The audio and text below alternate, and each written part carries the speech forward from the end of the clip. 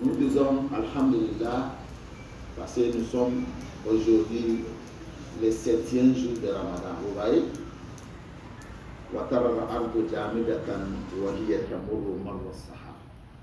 Comme Dieu dit dans le Saint-Coran, si vous regardez la terre, c'est comme c'est fixé, ça bouge comme la nuage, ou bien comme les nuages. Vous voyez qu'on vient d'annoncer le commencement des carême. Aujourd'hui, c'est le 7e jour. Le temps va vite. C'est pourquoi il faut aussi changer l'attitude, le comportement envers ton Seigneur. Rendre visite aux vieux et aux vieilles. Rendre visite aux vieux et les vieilles. Regardez les photos de jeunesse et regardez comment ils sont aujourd'hui pour que tu puisses encore avertir toi-même et savoir comment vivre avec ton Seigneur. Aujourd'hui, mon outuba concerne une prière ou bien une invocation, autrement dit al-Qunut. Il y a une petite discussion entre les jeunes dans quelque part. Jusqu'à les gens ont dit que si moi je prie, je ne vais pas prier derrière celui qui fait al-Qunut. Je dis, ne jugez pas dans l'ignorance. Ne jugez pas dans l'ignorance.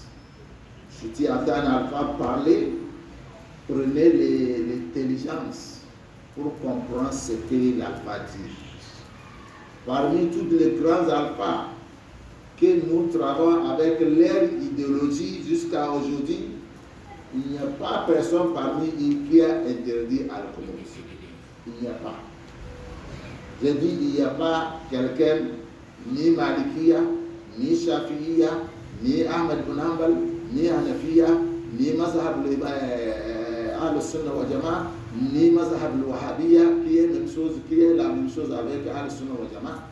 Et ils sont tous des al-Sunna wa Jama'a. Maliki, Shafi'i, Hanbali, Hanafiya, tous sont des al-Sunna wa Jama'a. On ne parle pas d'un soufi là-bas. Il n'y a pas parmi eux quelqu'un qui a interdit al-Qunut. Al-Qunut, ça veut dire l'invocation. Il y a deux al-Qunut qu'on doit comprendre. Al-Qunut de le temps, ça c'est, discouragement, désespoir. Ça c'est al-Qunut de temps. Amma al-Qunut de temps maftou, ça c'est une soumission, une vocation à Allah. Imam Malik, il a recommandé que chaque matin, il faut faire l'al-Qunut après le deuxième raka et après le repos. Imam Malik qui a dit ça. Imam Shafi'i a dit que non, c'est dans le witr qu'on doit faire l'al-Qunut. Mais si on fait même matin, il n'y a pas de problème. Imam Ahmed dit non, c'est le witr qu'on doit faire. Et Imam Hanifa. Et Cheikh Ibn Baz, lui, a dit que non, on ne fait pas de al-Qunut sauf s'il y a problème. Donc si vous voyez, c'est le temps qui a différencié les idéologies de chacun de nos grands alphas. C'est le temps. Personne n'est pas interdit.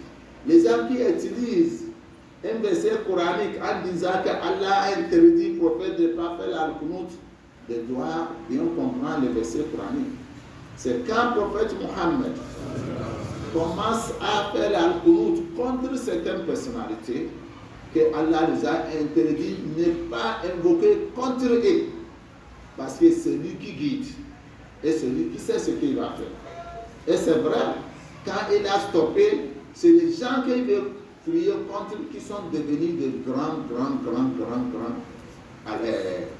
combattants de l'islam. C'est pourquoi en islam, ne minimisez pas personne.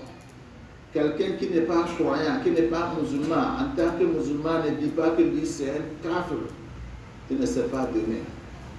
Et je vous dis, al-Qunut, c'est un secret islam. Parce que le dernier alpha qui a dit ne pas faire ça, il a dit de faire ça en cas de problème. Al-Qunut, c'est ça que vous constatez, où on fait les tarawih vers Raqqa, Après 20 rakats, il fait chef le witri, l'imam commence à faire al-Qunut. C'est ça al-Qunut. Ala hasab Shafi'iyya, wal Hanbaliyya, wal Hanafiyya. C'est ça al-Qunut. Al-Qunut que vous ne faites pas, parce que votre prière ici c'est 10 rakats. C'est normal, c'est pas interdit. 10 rakats, 8 rakats, tarawih, on peut faire ça. À partir de 8, 10, on peut faire ça comme tarawih, comme Assam. Vous faites ici 10, donc vous ne faites pas de chef le witr. C'est pourquoi on ne fait pas al-Qunut.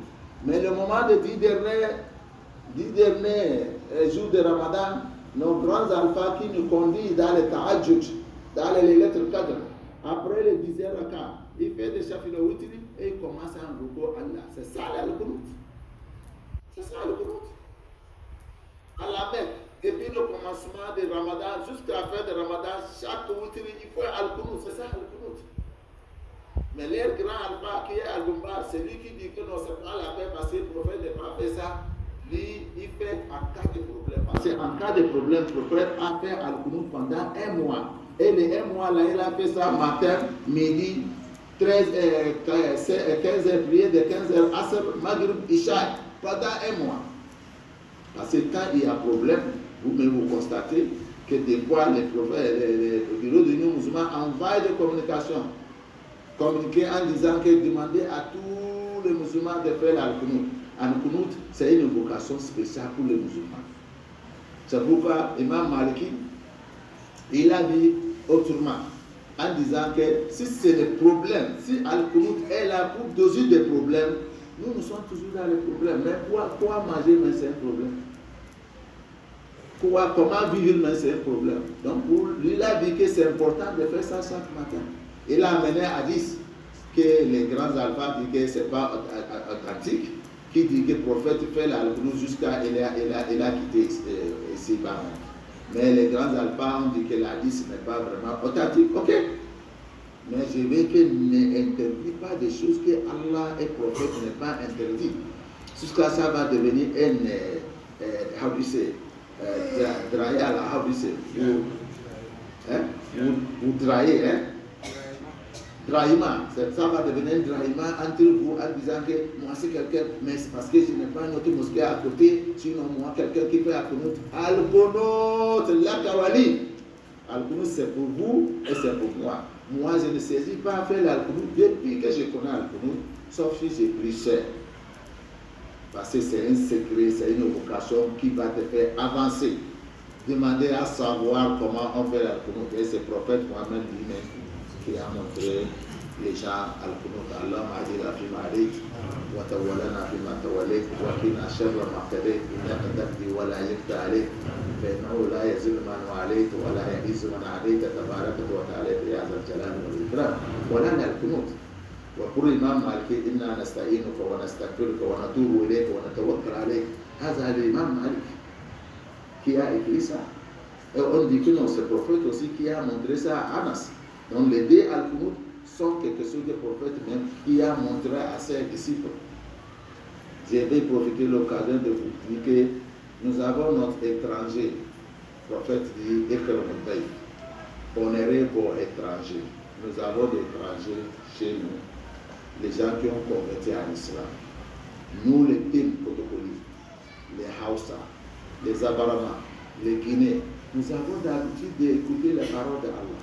Mais nos étrangers, que nous disons tout bas, n'ont pas l'habitude d'écouter la parole d'Allah. Parce que tout ce qu'on dit à notre là. C'est pourquoi on a organisé aujourd'hui, après la prière, on va venir nos chaises.